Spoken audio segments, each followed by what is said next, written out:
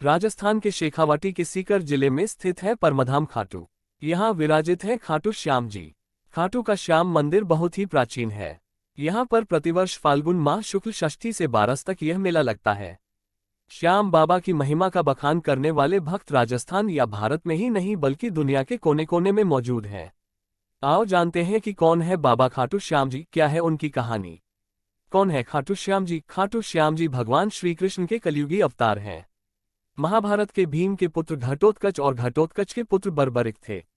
बर्बरिक को ही बाबा खाटू श्याम कहते हैं। इनकी माता का नाम हिडिंबा है। खाटू श्याम की कहानी। बर्बरिक दुनिया का सर्वश्रेष्ठ धनुर्धर थे।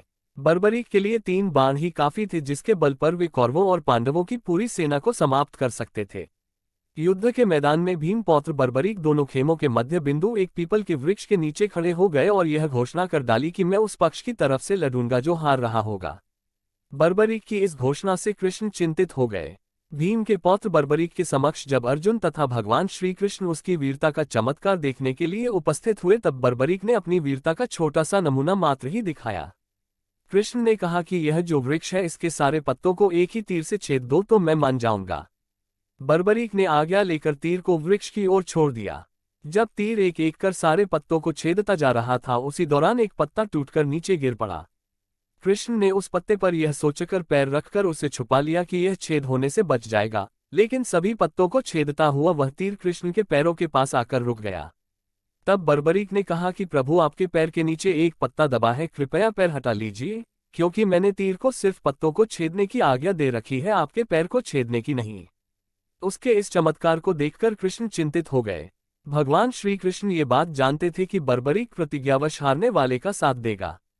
यदि कौरव हारते हुए नजर आए तो फिर पांडवों के लिए संकट खड़ा हो जाएगा, और यदि जब पांडव बर्बरिक के सामने हारते नजर आए तो फिर वह पांडवों का साथ देगा।